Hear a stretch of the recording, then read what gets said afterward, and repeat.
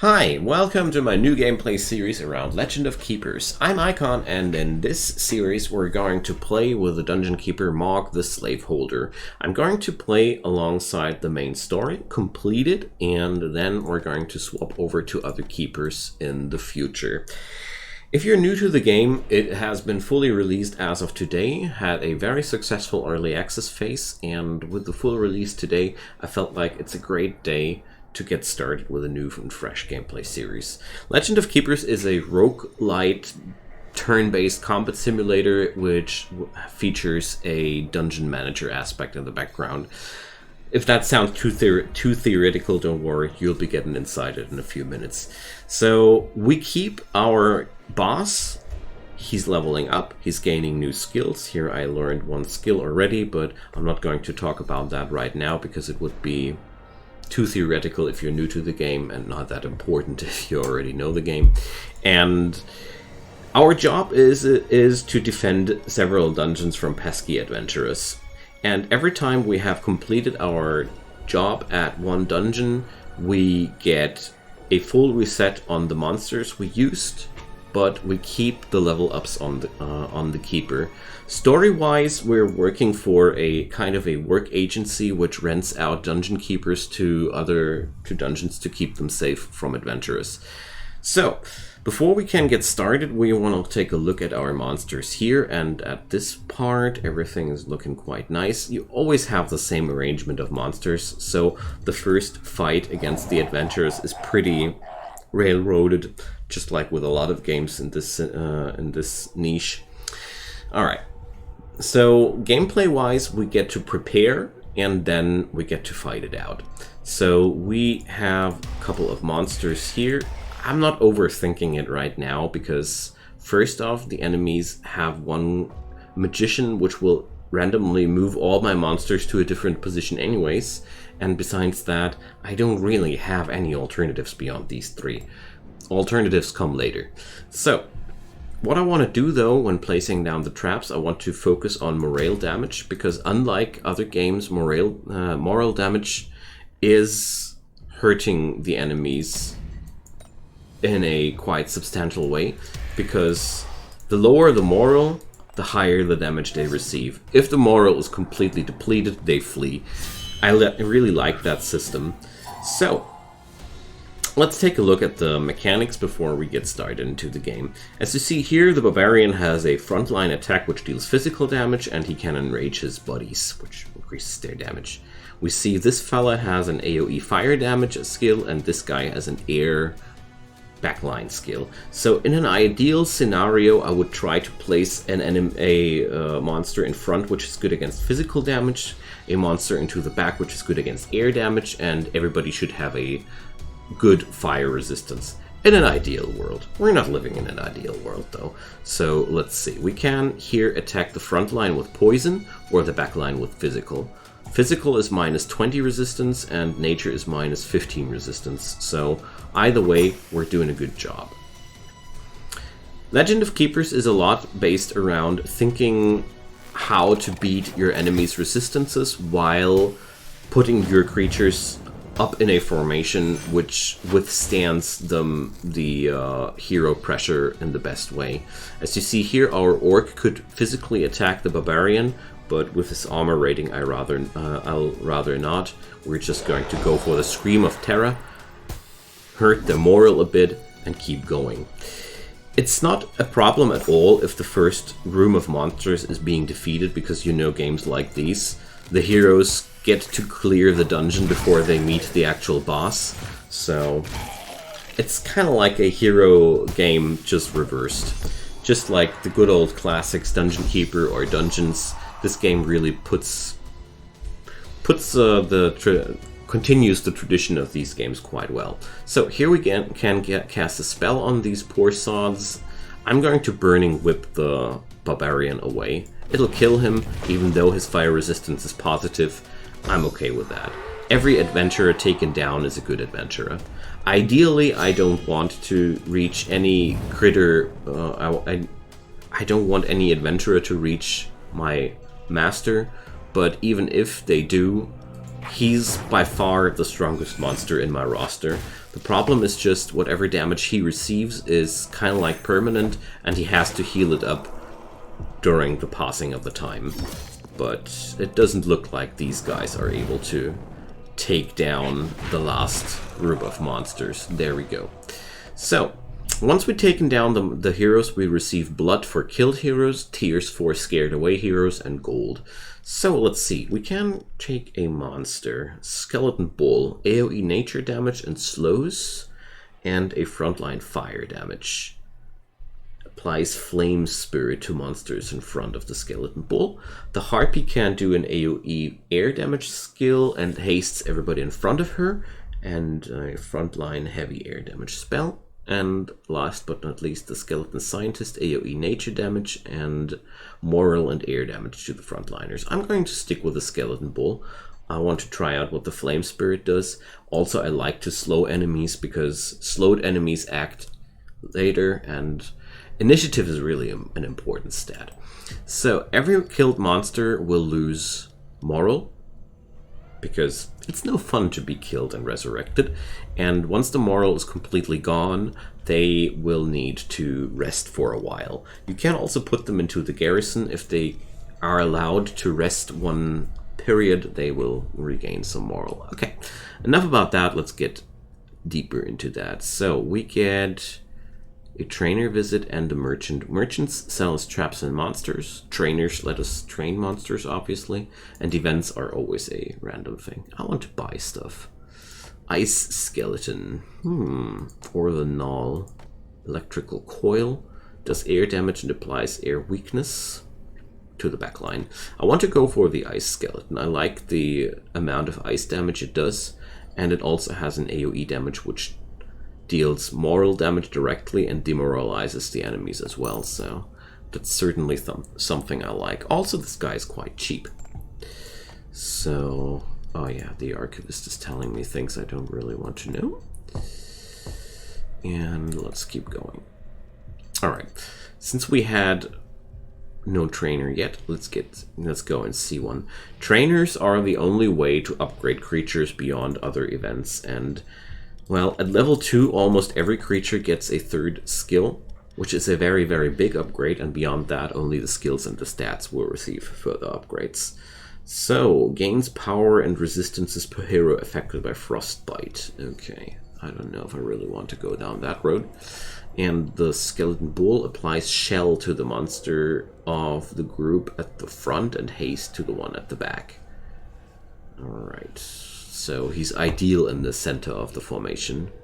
I want to try that out. Shell was... I don't know how Shell worked again. We'll find out.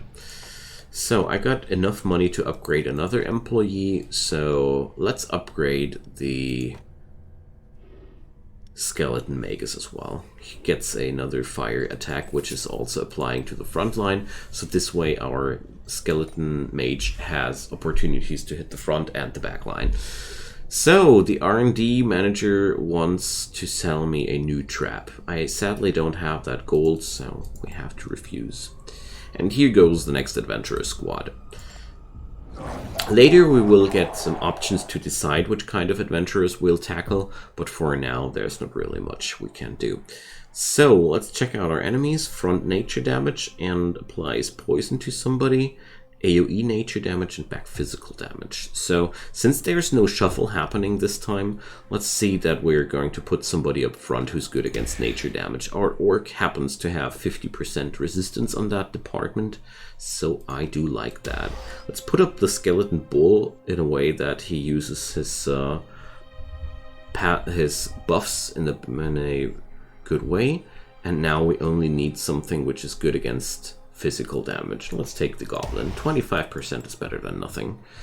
Okay, I'm going to stick with the Bone Catapult here, because the Bone Catapult does... Or no, I want to have the Rallying Horn, because it does enrage the monsters which come later, which is something I really do like.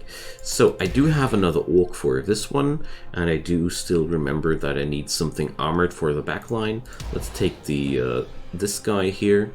Ice damage is not the worst source of damage for them, so... But everybody's susceptible to fire damage, so let's take the skeleton mage as well.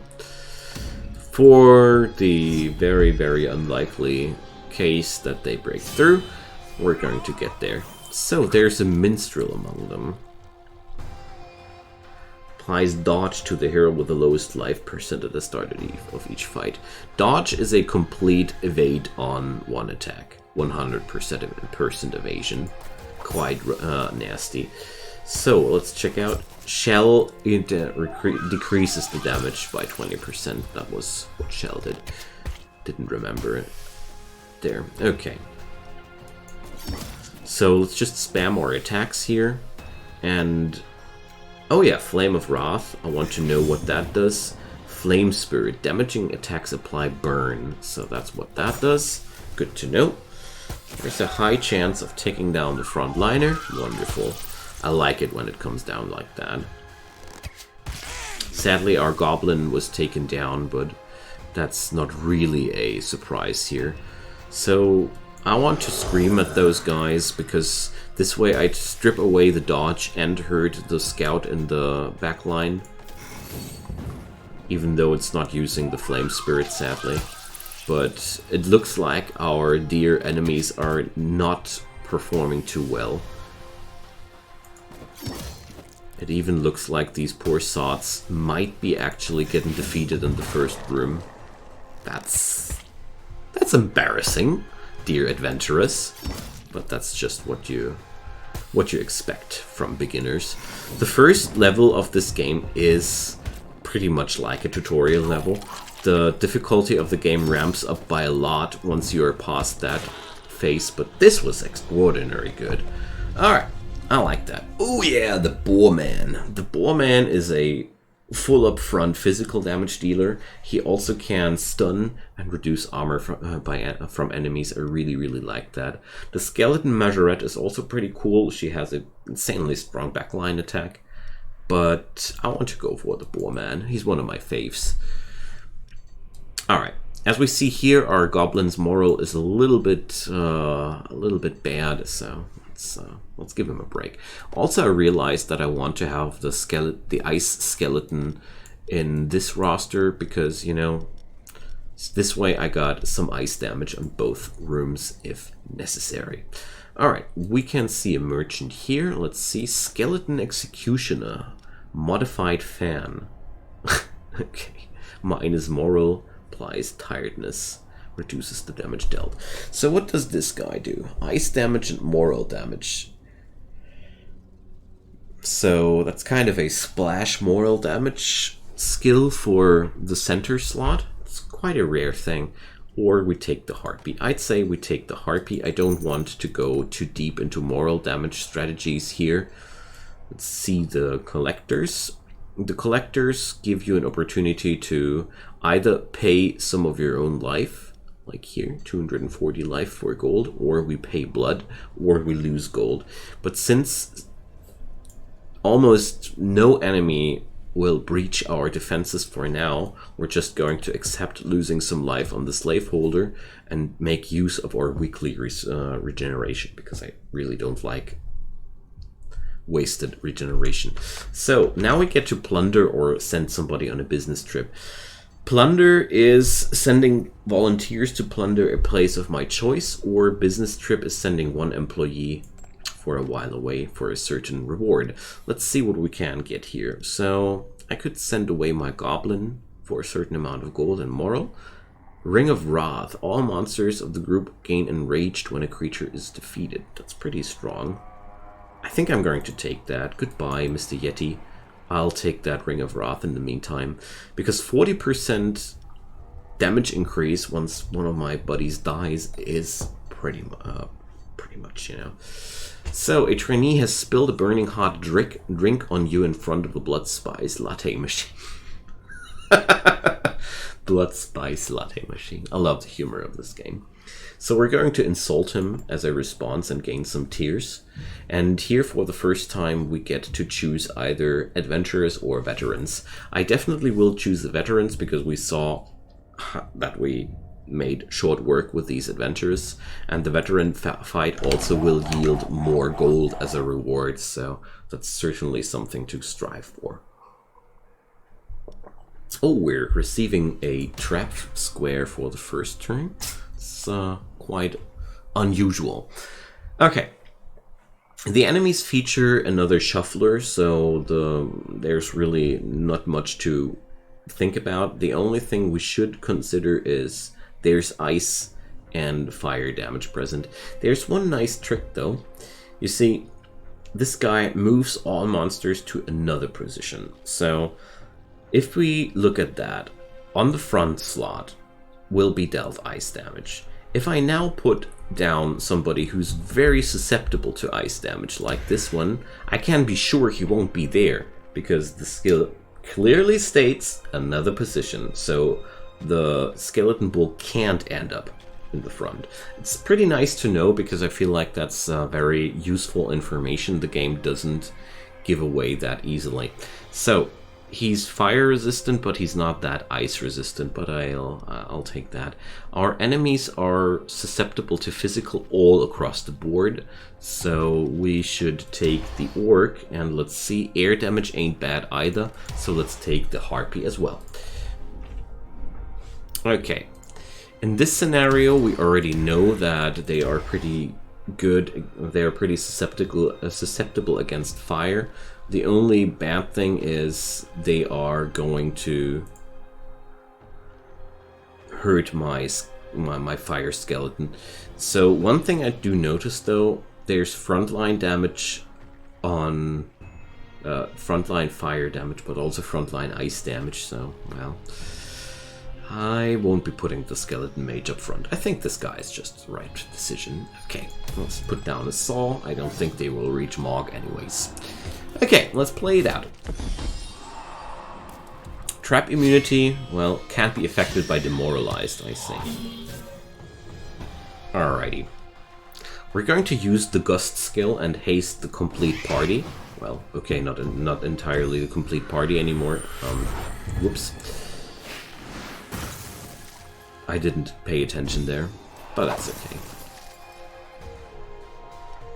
So we're going to cleave that guy, deal as much damage as we can.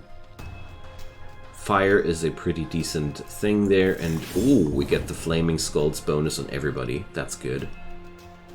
So, Flaming Skulls, damaging attacks apply burn, so this should work that we apply the burn via AoE. Very synergistic with AoE skills, I think.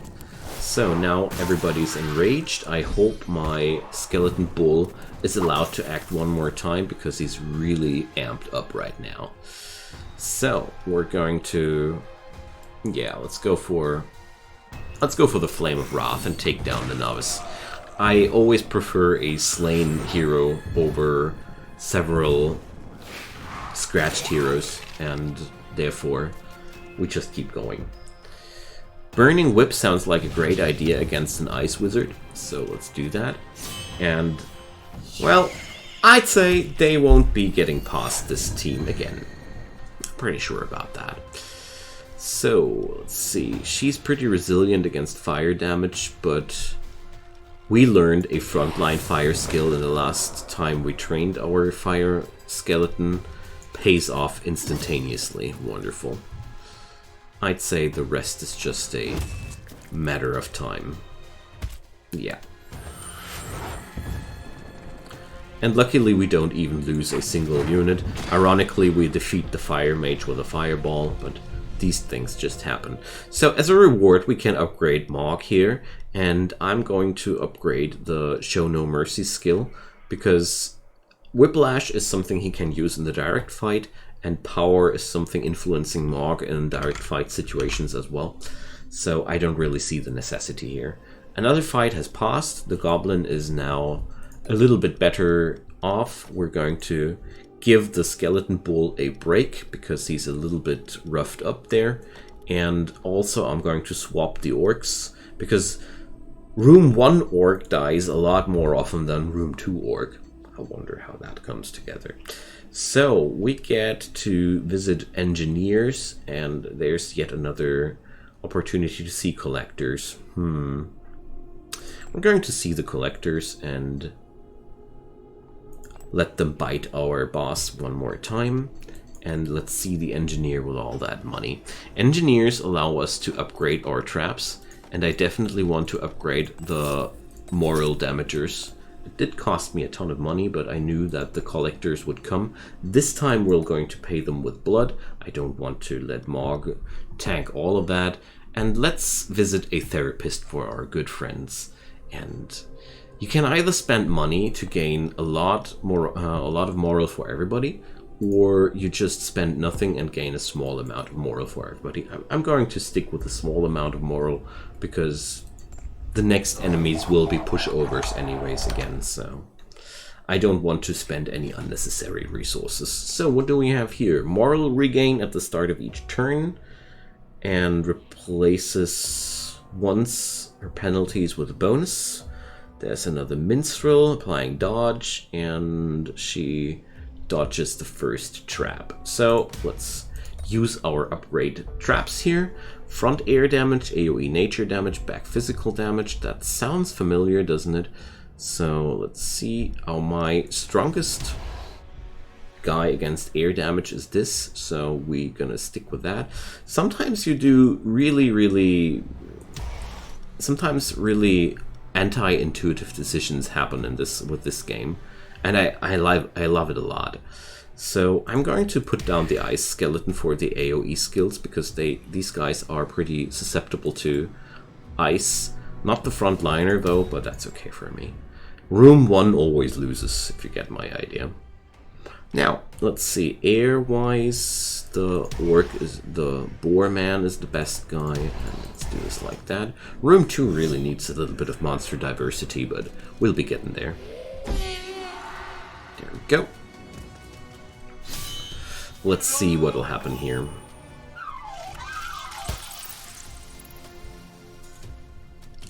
Let's go for the hypothermia, triggering away the dodge from this guy. And let's see. Focus the backline with the archer, but I'm going to spread out my poison, my moral damage on the whole squad there. With the ice skeleton and the orc. Softening them up for room 2. It'd be really cool if, yeah, we'd be getting in another attack from our skeleton buddy here. There we go. So the beginning of this game is rather easy, but already level 2. So the next dungeon we get to defend will be a lot harder than this one. So I don't want to mutter about that. I think it's a really nice way of getting used to the game, and I'm quite happy that the difficulty level ramps like that. Overall, the balancing of Legend of Keepers is a really strong side of the game. It was already really good in the early access version, and it didn't grow worse now with the full release either. So the first guy is downed, and I think the next guy will be fleeing. And let's intimidate the next one, and yeah. Room 2 won't be actually acting, I think. Let's drop down another moral damager and run, you fools! There we go. Room 2 didn't even get to do too much. So what's that? A skeleton soldier or a gnoll? The gnoll is quite heavy on nature damage. It gains shell if the enemy is already poisoned. And gains 15 resistances per monster of the group benefiting from enraged. This is extremely synergistic with my artifact, so I should pick it up. Because, you know, we receive enrages for every guy dying, so I'd say yes, please. Alright, we're going to put this fella over here though, and I'm going to take... Let's do this like that. Okay. So, yet another training opportunity. I shall take that. Let's check out the gnoll. Does air damage and moral damage, adds 2 stacks to all penalties applied to the targets. That's pretty mean. But I want to upgrade the boar man first. Damage dealt is increased by 100% if the target's armor is negative. This is devastating for everybody who's susceptible per se, but he can also reduce armor, so yes please. One of my favorite upgrades available in the game. But let's see, I'd also... I really want to upgrade my goblin as well. His attacks will apply bleeding from there on, and this is also a pretty strong upgrade for the unit overall. Let's check out the merchant one more time. I want the skeleton executioner. The other time I didn't want him, but now that I get another opportunity, I want to try out that guy. Okay, let's workout, event. I don't need to do the workout. Workout gives your dungeon master some bonuses. So we come face to face with a human. We're going to capture him and get that money. Another veteran fight is upon us, and we will receive yet another monster as a reward. I like that. So, frontline nature, frontline physical, and AoE physical. Okay, so I'd say the orc is an excellent choice there. And let's combo up the gnoll with the skeleton archer. Yeah, let's do that. Rallying horn. And we got nature and physical for the front. We gotta get another orc, so why not? Let's put down the bull, and let's see. Susceptibilities, they're not really strong against air, so let's use that. Air is a common susceptibility of these guys, so there we go. Shouldn't be too hard. Alrighty. Oh, I didn't check out their passives too thoroughly, so let's hope it doesn't backfire. Whoa! Nasty. Okay. That was uncool. I didn't expect my Skelly to die that fast, but the bleeding damage just took him down in no time. That's very, very unfortunate. So room 1 is getting decimated like super quick. Okay. The enraged buffs did a lot of work there. I underestimated the Berserker's bonus there, so let's Flame Whip the frontliner. Maybe this will be the first time that Maug gets into action here. I mean, I wouldn't be minding at all. So frontliner is dodging, so we'll start out with the Gust, because that hastes the whole team. Way better than wasting my action there. Yeah, the Enrage of the Berserker was completely unexpected from me. I really didn't expect it to have such a huge impact. My mistake there. Alright. Let's whirlwind that guy. So at least we'll be seeing the Dungeon Master in action for once. I mean, it's not a shame to use your Dungeon Master, you know. The game is meant to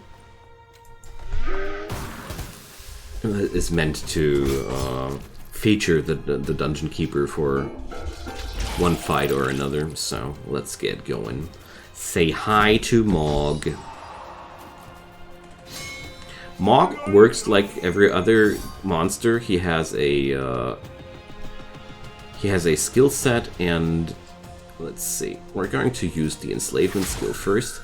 The dodges are really nasty. This is one of the nastiest hero parties I've encountered in a long time, because they had a very, very high synergy buff-wise. This fight really demonstrated well how buffing on the enemies can put you in a lot of distress. So I'm going to put down yet another enslavement because I want to make them bleed before I attack, because Whiplash actually heals Maug if the enemy is bleeding, and therefore it's a good thing. Also, bleeding does do me another favor. So there we go. Some healing. It takes down the bard quite decently. Yeah, that's one of the nastiest fights I've seen in a long time. I like that. Let's take down that friggin' bard. It's been annoying me for long enough. And let's whiplash that fella down. Maug already took a lot of damage out of events, but that's completely fine. We'll be patching him up afterwards. Okay, there we go. Goodbye, Berserker. The rewards here are a little bit underwhelming, but, well... Let's pick up the Skeleton Measurette. I really like her skill set. 60 damage is quite a lot as well. Now, we are stacked out. Nice. Sphenoid, well, okay. Sphenoid and Gunark are already roughed up a bit. So, let's see. I want to roll an event and save up my money for the trainer. Let's see, maybe we get something there. A monster has been caught with an adult masturbating you. Will you turn a blind eye to this obvious case of anthropophilia, or will you confiscate this? For science, of course. Well, since Gunark has some morale issues, I'm going to be okay with that. Okay, now the trainer. Let's see. Jacquet, front applies terrified when the skeleton executioner is attacked. Back applies ice weakness to all heroes at the start of the skeleton executioner's turn. Gains dodge at the start of the fight. And the penalty stacker sounds like something that I want to have. And, well,